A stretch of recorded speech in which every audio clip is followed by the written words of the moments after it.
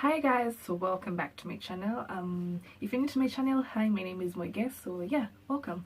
So today's video is going to be about my cost and budget for my trip to Zanzibar. I know from my previous videos I've had questions about how much a place costs, how much activities cost, so I decided to do a follow-up video so I can explain how much I spent on the trip, or rather how much what we did, or the travels, yeah, how much they all cost, or how much they all cost me. So let's get started.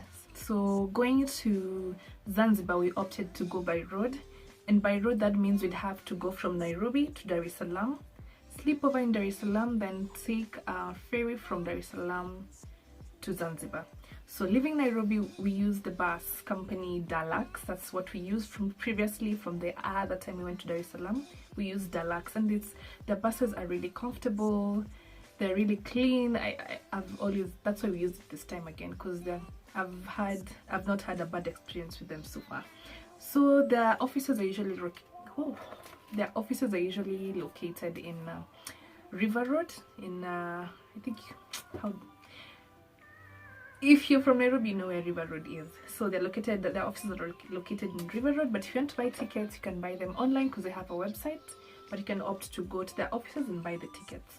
So bus ticket from Nairobi to Dar es Salaam cost 3,500. So for our return trip from Dar es Salaam to Nairobi, you'd have to spend a total of 7,000. 3,500 going to Dar es Salaam and 3,500 coming back to Nairobi.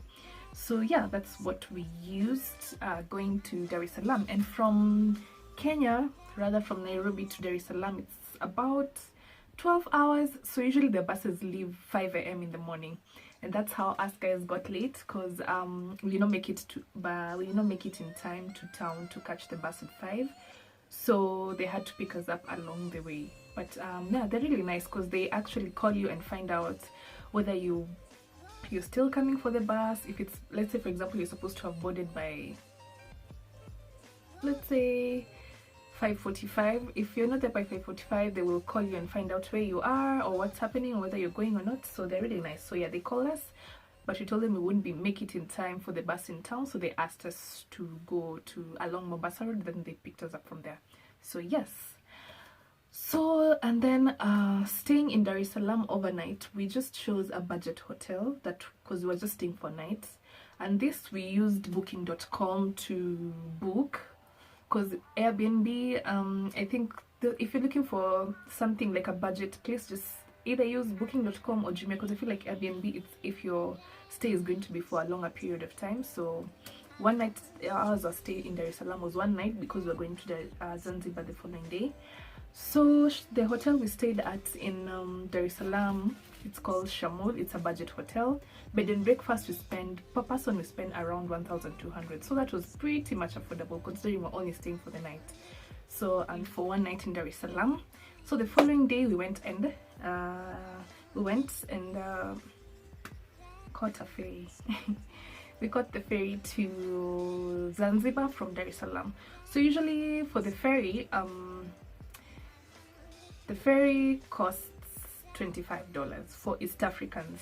So that depends on the exchange rate. It can be $25, but when you convert it, it comes to about 3,000 depending on what the exchange rate is on that day. So I can suggest, maybe if you want to avoid the whole converting thing, what you can do is beforehand you can have some of your money in dollars, so that you can just pay them in dollars, because actually we had to convert some of our money to dollars and some to Tanzanian shillings, because the accommodations we were staying at, they had requested us to pay in dollars. So part of our money was in dollars and part of our money was in Tanzanian shillings. And then guys, pro tip, it's also good to convert your money way before going there, because I don't know how it works. Plus, you know, right now we have new notes, so having to exchange new notes in a different place, rather in a different country, I heard there's an issue about that. So that's why we had to convert our money here because of the new notes. And then yeah, I was saying the ferry East Africans cost $25, and then for non-residents, or rather people who are not East Africans, or yeah, non-residents, I guess, pay about $35. So yes, and then the ferry ride from Dar es Salaam to Zanzibar is about let's say they say 2 hours, but I feel like it was under 2 hours. But yeah, maximum 2 hours. The ferry ride was 2 hours because we left Dar es Salaam at around 9:30, and by almost 12 we were already in Zanzibar. So yes. And then, oh, one thing I'd like to mention about the ferry, sometimes it tends to get a bit rocky due to the waves and all that. So if you have motion sickness, maybe you can carry, or rather if you tend to experience motion sickness, you can carry some dawas with you that can help with the motion sickness. I know there's a couple of them that you can use. So yeah, but the ride was actually okay. I really enjoyed it. It was actually my first time catching the ferry from you know what I expected. I expected the ferry, you know, those ferries that cross from from Mombasa to the other side in Diani. That's how I expected the ferry to be, and I was like 2 hours on that. So when we actually got to the ferry, I was so perplexed. I was like, oh, they actually have seats you can sit on. 2 hours. There's actually even a place on the deck where you can sit outside and just breathe in fresh air, just watch the sea and everything. It was a good experience. So yes, so now Zanzibar accommodation. So what we did, we actually stayed in Stone Town for a night, and then for 2 nights we went to the northern part of Zanzibar called Nungwi. That's where we stayed for the rest of the trip, and then left on about like we left on Saturday to go back to Dar es Salaam. So accommodation wise, how much we paid in Zanzibar. So guys, in Stone Town we stayed at a place called Zanzibar International Hotel. It's actually it's not really budget, but it's also not on the high end. It was pretty much affordable because for a night I think we paid about, also the same price, about 1,500 per person, and that was bed and breakfast. So it was pretty much affordable, plus it was close to where we wanted to do the activities. Like it was close to Forodhani Market, it was close to catching the boat to Prison Island, so that was a good bet. So yeah, and the price was really affordable.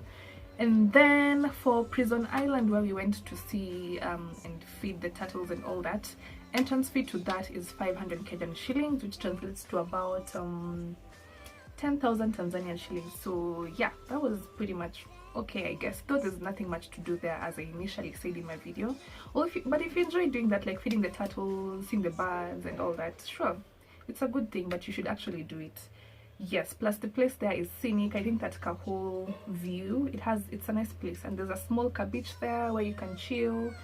Yeah, it's a really nice place. So yeah, we paid 500 for the entrance fee to that place, and then after that we went to Forodhani Food Market. Forodhani Food Market is pretty much affordable actually, because what they do is have variety of foods just laid out. So whatever you choose to eat, or whatever you'd like to eat is laid right there. So it's for you to decide, and then it's pretty much affordable. You wouldn't spend a lot of money on that, so you should definitely try the food market for sure. Yeah, so now guys, leaving Stone Town to go to Nungwi. Now that was the other part. So now leaving Stone Town to go to Nungwi, it's about 2 hours. Now you would need a cab to go there, because I don't think there's any other way to get there. So we had a cab guy who was really nice to us, by the way. Like, he was really amazing. I think I linked his number in my videos earlier on, but I can also link it right now. So he charged us, I think, from Stone Town to Nungwi, charged us for about, I think it was 4,000 Kenyan shillings, because that ride is quite a long distance, and the road towards Nungwi is not that good per se, but yeah. So, and we were about 5 or 6, we're about 6 over, so that was roughly 750, almost 800 per person. So it was pretty much okay actually. So yeah, and then I forgot to mention one thing. We did a spice tour before going to Nungwi, and the spice tour also costs, there's an entrance fee for that as well. It costs about 500 Kenyan shillings. So you should definitely try out the spice tour, guys. Like, it's a really good experience. Definitely should try it. So in Nungwi we stayed at 2 places. There's one place we stayed at called Kokobelo, and there's another one we stayed at called Kigwendeni Villas. Both of these you can find them on booking.com, because that's how we booked them. And the charges for Kokobelo, we spent per night was 2,000 per person, bed and breakfast, which was a good deal, it wasn't too bad. And then for Kigwendeni Villas, where we stayed for 2 nights, we spent 3,500 per person for the 2 nights, and that was inclusive of breakfast. So yeah, both of those were a good deal. They're all found, you can find them on booking.com, guys. So yes.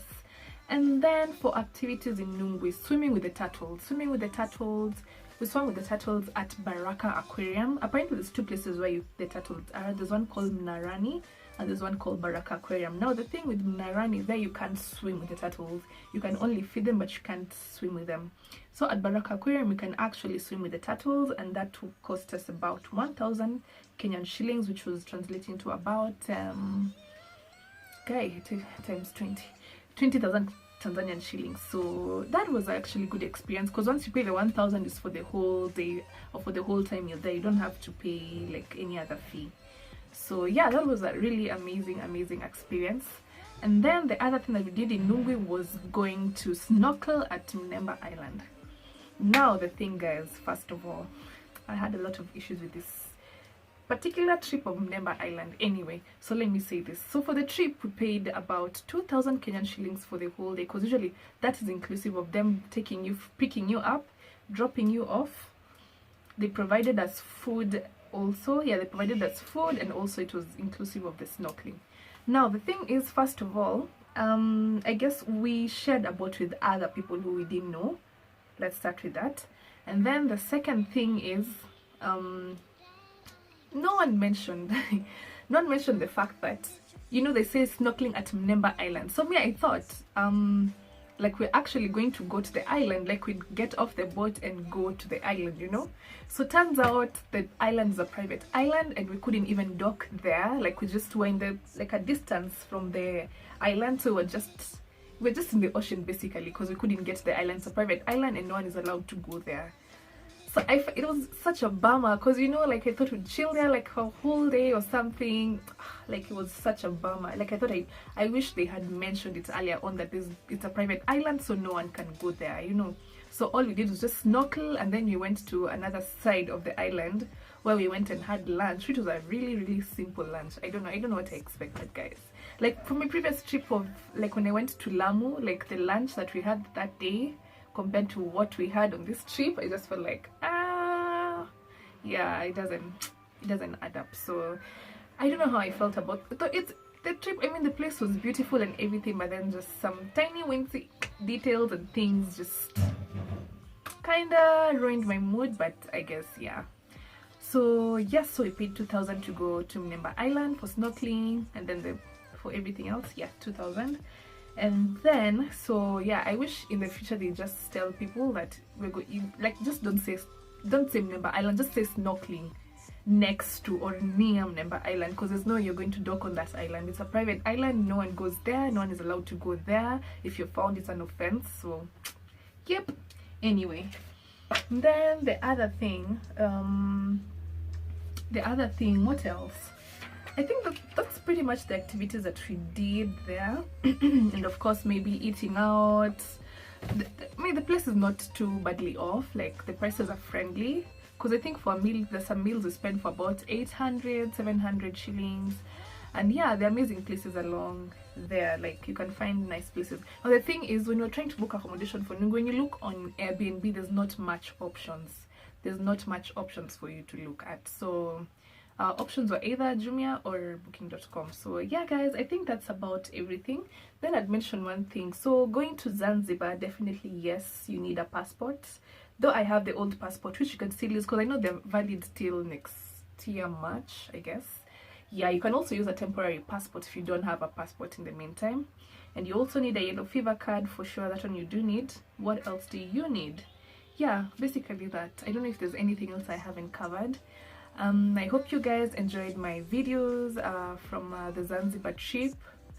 But I definitely want to go back, because, you know, the thing is, when we went snorkeling to Mnemba, we didn't see like 2 dolphins. But I hear the south part of Zanzibar has a lot of dolphins. So I would really love to go there and have an experience with the dolphins. So I'm definitely going to plan a trip back to Zanzibar for sure, but at least to the south coast, because now overall I really enjoyed the trip. I really fell in love with Zanzibar. It's a really beautiful place, and I'd suggest y'all, like, you should definitely just go give it a try. I mean, travel doesn't have to be expensive, guys.